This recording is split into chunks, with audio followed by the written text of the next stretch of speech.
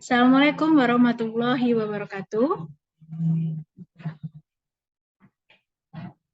Selamat pagi semuanya, mahasiswa baru FKIP Universitas Jember.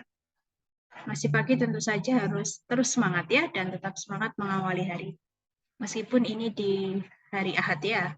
Oke, baik, pada pertemuan kali ini, mohon maaf saya membuatkan video terlebih dahulu ya, karena saya sedang mengisi kegiatan LKTI dulu. Baik, terkait dengan kegiatan PKM, yaitu dalam serangkaian program pengembangan dan pembinaan mahasiswa baru, maka di sini ada tujuan ya dari kegiatan ini, yaitu mahasiswa mengerti, memahami macam-macam program kreativitas mahasiswa, serta dapat menentukan PKM yang akan diikuti sesuai dengan peminatan dan bidang keilmuan. Outcome-nya, tercipta mahasiswa FKIP Universitas Jember yang memiliki komitmen untuk mengembangkan pengetahuan dan soft skill-nya melalui keikutsertaan dalam program kreativitas mahasiswa. Baik, program kreativitas mahasiswa itu merupakan salah satu ajang yang bergengsi gitu ya bagi mahasiswa, dan juga bertujuan untuk melatih mahasiswa dalam melakukan kolaborasi dan juga melakukan berbagai macam kegiatan kreativitas mahasiswa. Dasar pemikiran dari kegiatan PKM ini yaitu lulusan perguruan tinggi, Anda nantinya calon lulusan perguruan tinggi ini dituntut untuk memiliki academic knowledge, skill of thinking, management skill, dan communication skill. Nah, kekurangan atas salah satu dari keempat keterampilan atau kemahiran tersebut dapat menyebabkan berkurangnya mutu lulusan. Sehingga di sini dibutuhkan sinergisme akan tercermin melalui kemampuan lulusan dalam kecepatan menemukan solusi atas persoalan yang dihadapi. Oleh karena itu, pemikiran dan perilaku yang ditunjukkan oleh mahasiswa harapannya terus berkembang secara kreatif gitu, unik dan bermanfaat, serta konstruktif dan dapat diwujudkan. Nah, kemampuan berpikir dan bertindak kreatif ini dapat disalurkan melalui program kreativitas mahasiswa. Adapun karakteristik umum dari PKM, nah seperti ini ya, Anda bisa lihat ada filosofi PKM. Anda sebagai mahasiswa menjadi bagian dari kegiatan Tridharma Perguruan Tinggi. Nah, Tridharma Perguruan Tinggi itu ada pendidikan dan pengajaran. Ini yang Anda alami selama mengikuti kegiatan perkuliahan. Kemudian penelitian dan pengembangan yang Anda lakukan, dan juga menyangkut terkait dengan kegiatan pengabdian kepada masyarakat. Sebenarnya ini adalah kegiatan dosen ya, tapi sekarang dari sisi mahasiswa juga dilatih agar berperan juga di dalam kegiatan Tridharma. Selanjutnya, terkait dengan kegiatan Tridharma tadi, ini diterjemahkan menjadi kegiatan program kreativitas mahasiswa, ada 10 bidang PKM. Nanti Anda bisa baca sendiri ini ya. Kemudian dari 10 bidang PKM ini, melatihkan beberapa keterampilan, yaitu ada keterampilan HOTS, Higher Order Thinking Skill, Creative Thinking, dan Critical Thinking. Dari keseluruhan kegiatan di dalam PKM ini, maka diharapkan tentu saja Anda akan memperoleh soft skill tambahan, hard skill, kemudian dapat diakui juga kegiatan PKM ini sebagai bentuk kegiatan MBKM, yaitu Merdeka Belajar Kampus Merdeka, dan juga berkaitan dengan indikator kinerja utama dari universitas, begitu ya. Oke, yang termasuk dalam soft skill ini seperti Anda mampu melakukan komunikasi dengan baik gitu ya, mampu bekerja sama dengan baik, itu ada di dalam soft skill. Jujur gitu ya dalam misalkan melaksanakan kegiatan PKM nantinya, serta bertanggung jawab itu masuk dalam soft skill. Oke. Alur kegiatan PKM ini dibagi menjadi 2. Jadi ada yang Anda harus membuat proposal kegiatan gitu ya. Nah, yang bentuknya proposal kegiatan di sini ada PKM RE, riset eksakta, RSH adalah riset sosial humanera, PKM kewirausahaan, PKM pengabdian masyarakat, PKM penerapan iptek, PKM karya cipta, PKM KI itu adalah karya inovatif, kemudian PKM video gagasan kreatif, PKM gagasan futuristik terapan gitu ya, terpadu. Kemudian ada PKM AI. Dari ke 1, 2, 3, 4, 5, 6, 7, 8, 9 nih ya. Ini Anda harus membuat proposal begitu ya. Jadi kalau proposal nanti kita bahas setelahnya. Di sini ada format dari proposal PKM. Nah, ujungnya nanti dari kegiatan PKM setelah Anda buat proposal, biasanya akan mendapatkan dana tentu saja setelah dilakukan proses seleksi.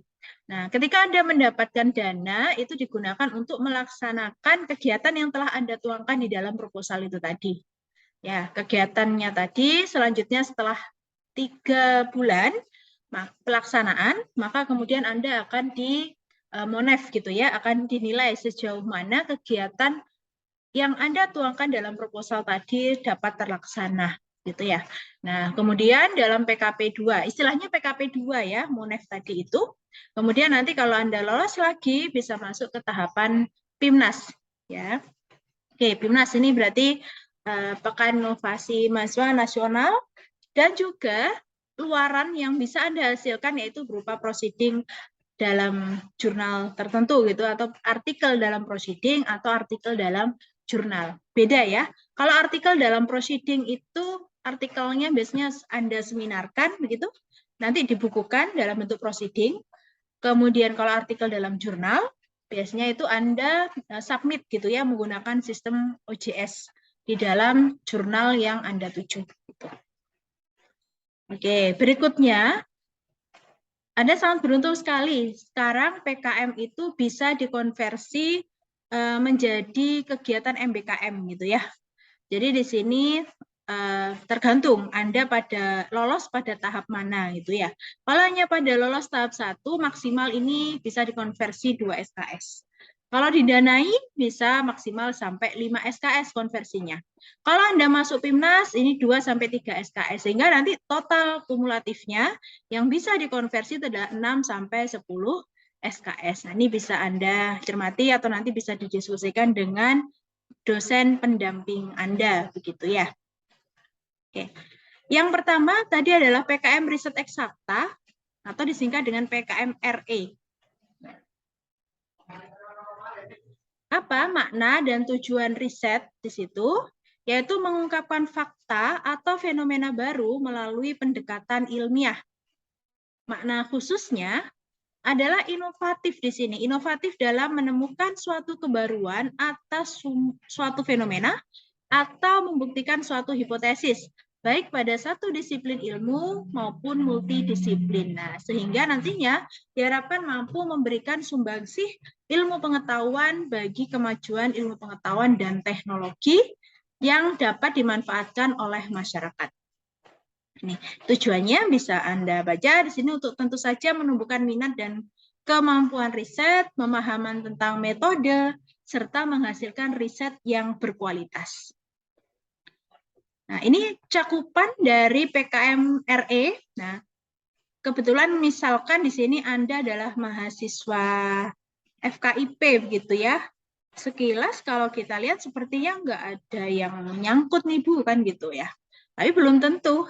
Kalau misalkan Anda adalah mahasiswa fisika, meskipun Anda pendidikan fisika, terus Anda tertarik dalam penelitian misalkan bagaimana konteks ini, misalkan geofisika gitu ya. Anda ingin menggambarkan kontur dari berbagai wilayah yang ada di Indonesia gitu ya. Anda ingin melakukan penelitian tentang fisika. Atau Anda ingin meneliti pengaruh intensitas cahaya pada berbagai macam zat begitu. Nah, ini masuk ke PKM riset eksakta gitu ya kalau Anda fisika. Nah, coba Anda pikirkan gitu ya. Jadi kalau PKM riset eksakta itu adalah lebih kepada penelitian murni gitu ya. Kemudian PKM RE ini Anda tentu saja sangat bisa bekerja sama dengan mahasiswa di bidang lainnya gitu ya. Misalkan Anda tertarik, kalau ini fisika ya, Arduino gitu ya. Misalkan Anda meneliti tentang bagaimana pembuatan media atau suatu otomatisasi menggunakan Arduino. Nah, tentu saja di dalam fisika kita pelajari tentang Arduino, tapi bisa saja Anda bekerja sama dengan mahasiswa teknik gitu ya, karena mereka juga lebih ke arah praktik gitu ya di dalam memahami konsep Arduino di situ. Jadi Anda bisa bekerja sama. Nanti ada syaratnya ya di situ. Oke. Kriteria pengusulan. Nah, ini bisa Anda cermati. Kelompok pengusul berjumlah 3 sampai 5 orang, nah, 1 ketua dan 2 sampai 4 orang adalah anggotanya. Nama pengusul, ketua dan anggota harus ditulis lengkap, tidak boleh disingkat gitu ya. Oke, misalkan nama saya Lailatul Nuraini ya, tulis lengkap aja Lailatul Nuraini. Tidak boleh Lailatul N gitu ya. Nah, ini kalau Anda tulis di bagian covernya nanti gitu. Kemudian kegiatan sesuai atau relevan dengan bidang ilmu ketua dan atau anggota tim pengusul. Jadi harus relevan tadi ya kegiatannya.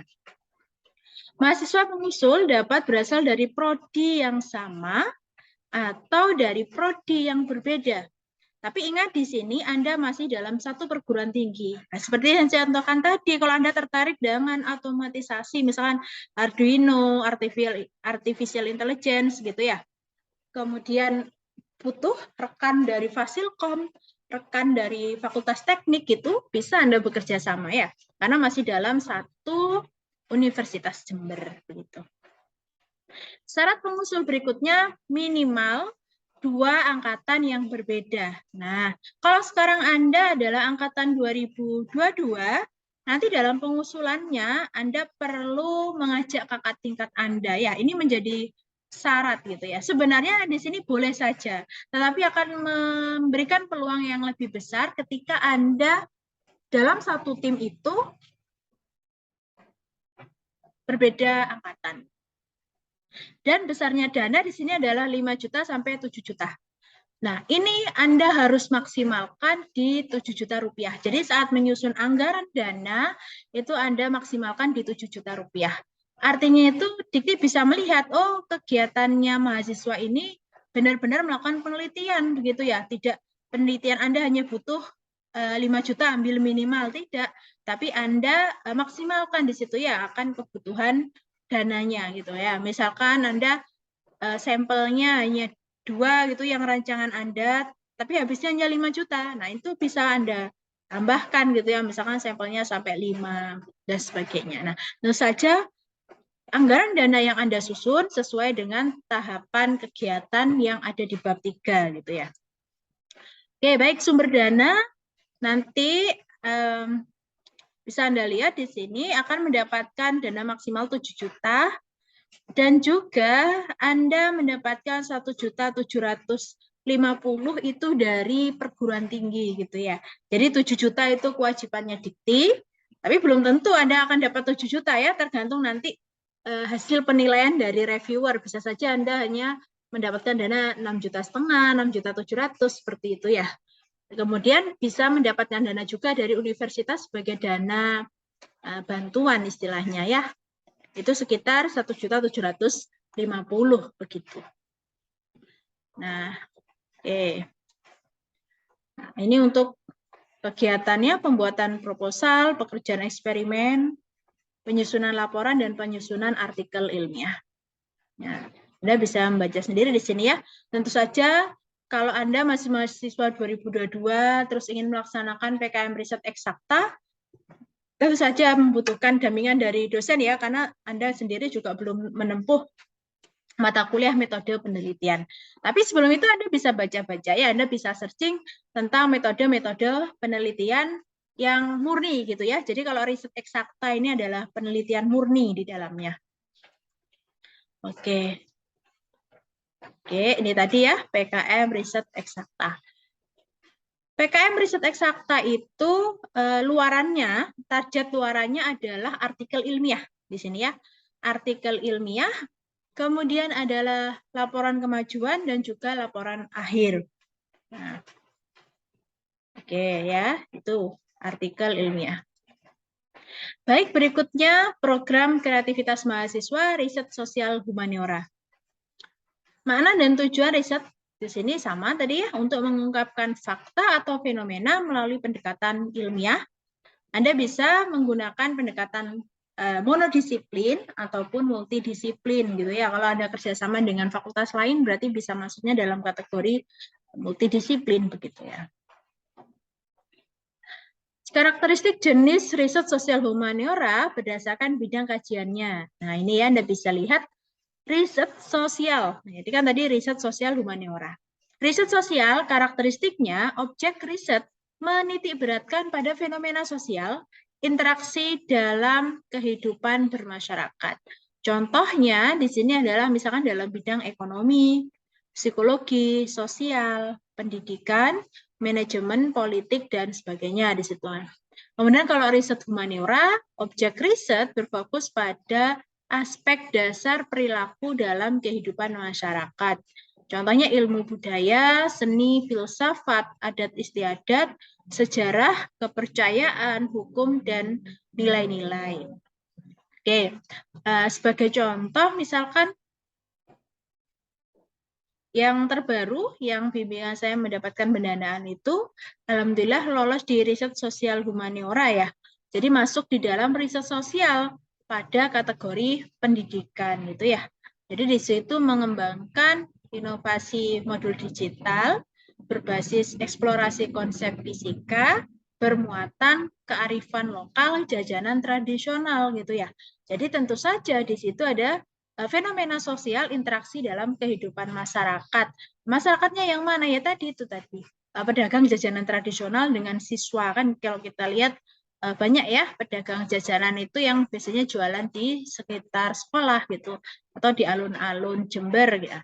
Itu bisa menjadi inspirasi kemarin ya di dalam menyusun suatu modul digital yang nantinya dapat diterapkan di dalam pembelajaran. Artinya peneliti tadi melakukan observasi pada jajanan tradisional, kemudian mendokumentasikan, memvideokan, serta melakukan wawancara terhadap proses pengolahan jajanan tradisional, begitu ya. Nah, dari situ nanti kita bisa melihat konsep fisika apa saja yang terjadi pada proses pembuatan jajanan tradisional, begitu ya. Dan juga kita bisa melihat interaksinya itu seperti apa, gitu ya. Nah, masuk di sini berarti kemarin riset sosial dalam kategori pendidikan. Oke, baik saya lanjutkan. Sumber dana sama ya tadi, maksimal dari Dikti 7 juta, kemudian dari perguruan tinggi adalah 1.750.000 maksimal ya. Jadi totalnya adalah kalau Anda menyusun anggaran dana, itu harus dimaksimalkan menjadi 8.750.000. Gitu. Oke. Kriteria pengusulan tidak jauh beda dengan yang tadi ya.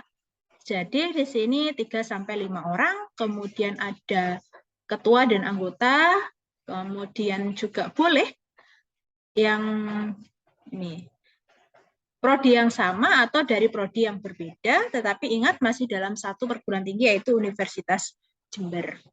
Oke, bisa dicermati ya.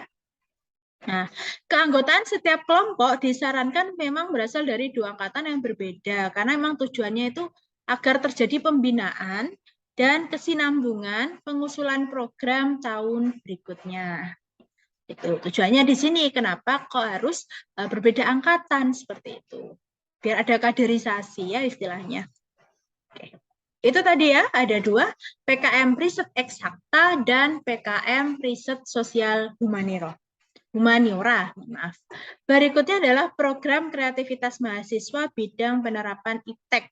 Nah, ini agak berbeda ya. Penerapan IPTEK. Perhatikan di sini, tujuan PKMPI adalah memotivasi mahasiswa untuk aktif berinteraksi secara profesional dengan pelaku usaha.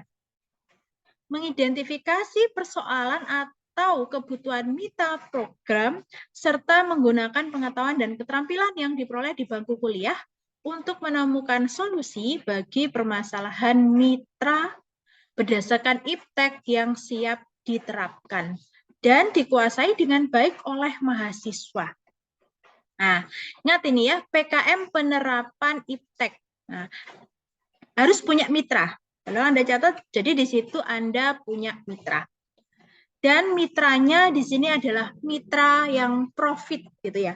Maksudnya itu mitranya itu memiliki suatu usaha ya.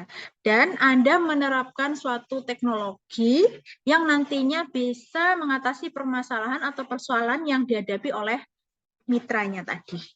gitu ya. Jadi Anda harus punya mitra, jadi nanti ada surat persetujuan dari mitra yang bersedia bekerja sama dengan Anda dalam penerapan iptek ini tadi. Nah, Anda bisa searching-searching kok di Google itu ya. Searching aja, misalkan di situ judul-judul yang lolos di program kreativitas mahasiswa yang sebelumnya gitu ya. Nanti Anda bisa mencari celah kiranya apa yang bisa Anda sumbangsihkan gitu ya bagi pelaku usaha. Tuh. Misal ya, di daerah Anda, coba flashback ya pada diri Anda atau diingat di lingkungan sekitar rumah Anda. Nah, misal ada pedagang apa ya? Pedagang itu masih melakukan jualannya secara manual ya atau konvensional mungkin ya. Kemudian Anda mencoba memberikan penerapan iptek di situ, Anda sudah mempelajari tentang website gitu ya atau internet marketing gitu. Nah, itu bisa Anda terapkan di sana. Ya. Biasanya kalau saran saya kalau Anda larinya ke internet marketing gitu ya atau penjualan online, Anda bisa kerjasama dengan mahasiswa pendidikan ekonomi gitu ya. Jadi nanti biar ada sangkut pautnya untuk kegiatan tupoksi dalam ini metode pelaksanaannya gitu ya. Bisa dengan mahasiswa ekonomi atau mahasiswa FEB gitu ya, pendidikan ekonomi atau mahasiswa ekonomi murni. Ya, ini untuk menjembatani gitu ya agar memiliki peluang yang lebih besar. Khawatirnya kalau dilihat ini kok fisika tetapi larinya ke internet marketing gitu misalkan. Padahal sebenarnya kalau internet marketing bisa secara umum begitu. Nah, ini ya PKM penerapan iptek.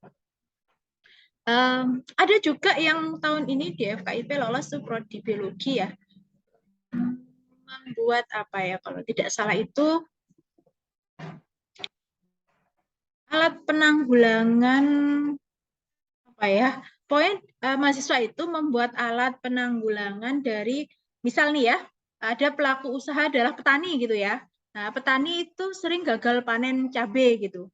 Nah, kemudian Anda dengan sistem Arduino ya, kemudian membuat kan itu penerapan iptek ya. Bagaimana nanti cabai itu bisa dikontrol lingkungannya itu ya bisa dikontrol suhunya, kemudian airnya dan sebagainya begitu. Nah, itu adalah PKM penerapan iptek bisa sana ya. Kan petani cabai itu kan pelaku usaha ya. Jadi termasuk dalam kategori mitra profit gitu ya. Nah, jadi bisa UMKM, bisa petani, pedagang, nelayan. Nah, itu kan pelaku usaha. Jadi misalkan Anda ada yang dari Muncar, Puger gitu ya, Anda melihat nelayan sepertinya membutuhkan bantuan penerapan iptek. Nah, ini bisa menjadi bagian dari kegiatan Anda. Oke, gitu ya. Ini bisa Anda baca. Dengan demikian ini kegiatan PKMPI meliputi aspek sumber daya manusia, bahan baku, proses dan peralatan produksi, kesehatan dan keamanan lingkungan. Kegiatan pasca produksi seperti pengemasan dan penyimpanan produk, manajemen usaha, promosi dan pemasaran produk, peningkatan status usaha, perlindungan hak cipta dan pengembangan karya seni di sini. Nah, jadi ini apa ya cakupan dari kegiatan PKMPI. Anda mau menyelesaikan permasalahan di sisi yang mana begitu ya.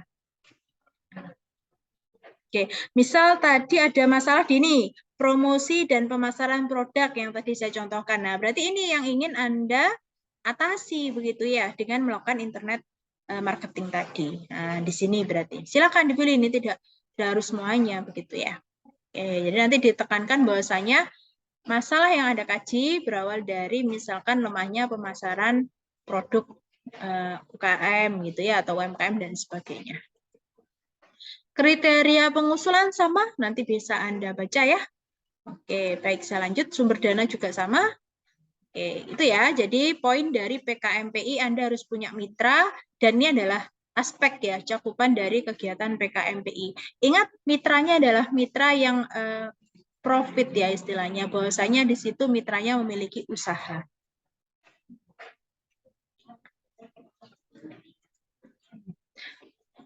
Kemudian yang keempat yaitu program kreativitas mahasiswa Karsa Cipta. Nah, kalau di Prodi Fisika tahun lalu ya, ini kakak tingkat Anda yang dapat Karsa Cipta. Jadi di sini berupa sistem desain gitu ya, prototype aplikasi, produk literasi atau jasa layanan yang bermanfaat bagi masyarakat luas, instansi pemerintah atau dunia usaha itu. Dan tentu saja ini harus berbasis iptek. Nah, ini untuk PKM Karsa Cipta. Apa ruang lingkupnya yang masuk kategori dalam Karsa Cipta? Ini Anda bisa lihat. Sumber inspirasinya bisa hasil riset yang baru sampai tahap desain teknis dan belum menghasilkan prototipe atau lainnya yang siap diuji coba. Sumber inspirasi kedua, solusi atas persoalan, kebutuhan, atau tantangan yang dihadapi oleh masyarakat, pemerintah, maupun dunia usaha. Jika tidak ditemukan hasil riset yang dapat dijadikan dasar kegiatan PKM-KC, maka riset aplikatif yang menghasilkan produk fungsional disetarakan dengan PKM-KC. Boleh. Kemudian pengembangan atau penyempurnaan fungsi produk yang ada dengan tetap memperhatikan kaidah-kaidah keilmuan. Kalau tingkat Anda, ini kalau yang fisika ya, tadi yang saya sampaikan untuk PKM-KC itu smart class kalau nggak salah waktu itu ya. Jadi smart class yang karena waktu itu musim pandemi, bagaimana smart class itu tadi didesain ada hand sanitizer otomatis, gitu ya, pengukur suhu otomatis dan sebagainya. Gitu. Seperti itu. Dan itu tahap prototype gitu ya. Oke, ini untuk bagian alir proses konstruksi ide dalam PKM-KC. Jadi ada fase inspirasi, fase konstruksi ide, fase implementasi berupa karya, dan penyempurnaan karya. Kriteria pengusulnya juga sama, begitu ya. Tentu saja harus relevan dengan bidang ilmu ketua. Mahasiswa pengusul dapat berasal dari prodi yang sama atau prodi yang berbeda, seperti tadi ya. Oke, kemudian yang berikutnya adalah program kreativitas mahasiswa karya inovatif. Nah, PKM-KI dirancang untuk menumbuhkan kepekaan mahasiswa terhadap problematika faktual di masyarakat atau dunia usaha dan sekaligus mengasah kreativitas mahasiswa untuk menghasilkan karya fungsional inovatif yang solutif berbasis iptek. Tuh. Ruang lingkupnya ini bisa Anda baca. Walaupun ruang lingkup kegiatan PKM-KI mencakup semua bidang keilmuan, namun diusahakan agar memilih topik yang tidak terlalu terkendala pelaksanaannya oleh kondisi pandemi. Masih azan ya, tunggu sebentar Anda bisa baca bagian ruang lingkup ini.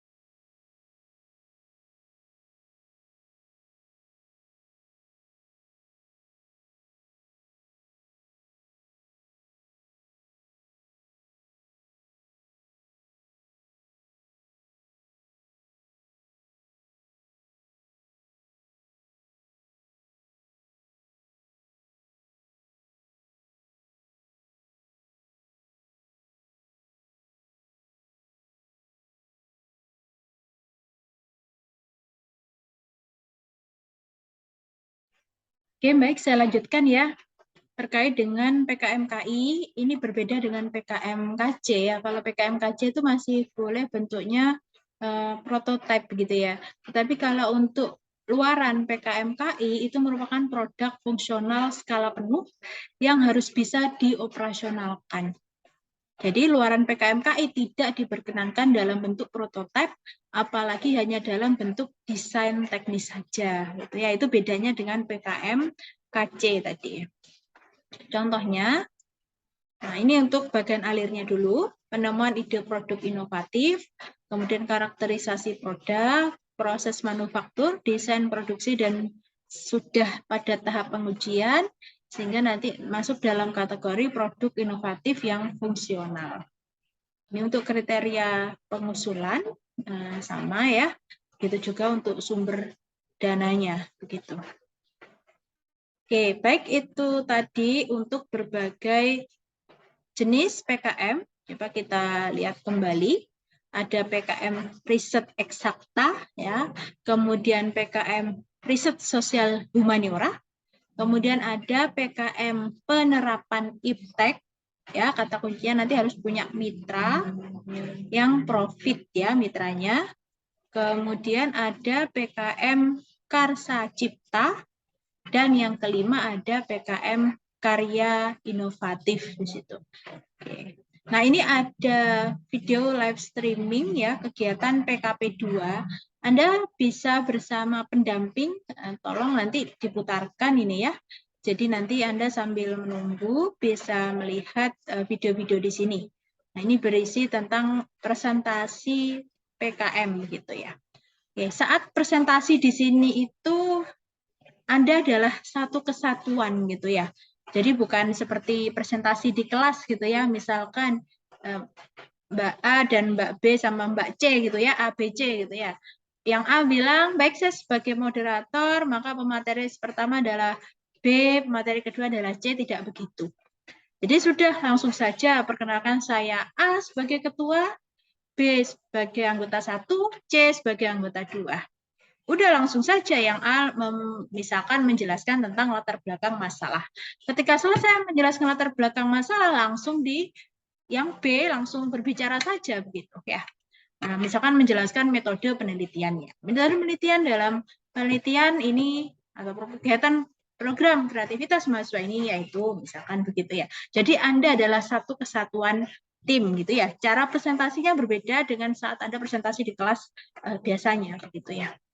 Dan juga Anda harus bisa menunjukkan antusias Anda dan Anda menunjukkan bahwa Anda bangga gitu ya dengan karya yang telah Anda hasilkan gitu ya. Beda ya, bangga dengan sombong beda. Ya bagaimana Anda harus bisa di sini kalau dalam kegiatan PKP 2 itu meyakinkan reviewer atau pendengar bahwa karya Anda ini layak gitu intinya.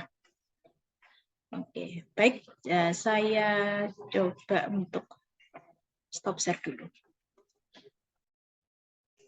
Oke, baik, itu pengantar dari saya. Nanti tolong dilihat video-video tadi ya, agar Anda nanti bisa mengerjakan lebih baik untuk kegiatan penyusunan kanvasnya itu ya. Kemudian jika ada pertanyaan, nanti bisa Anda tulis dulu. Nanti kalau saya sudah ke kampus bisa Anda, atau kita diskusikan gitu ya. Gitu ya. Oke, baik, saya rasa cukup dari saya. Tetap semangat ya. Nah, sudah sarapan semua ini tentunya ya.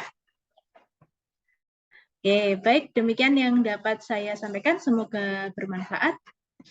Nanti ketemu. Saya akhiri. Wassalamualaikum warahmatullahi wabarakatuh.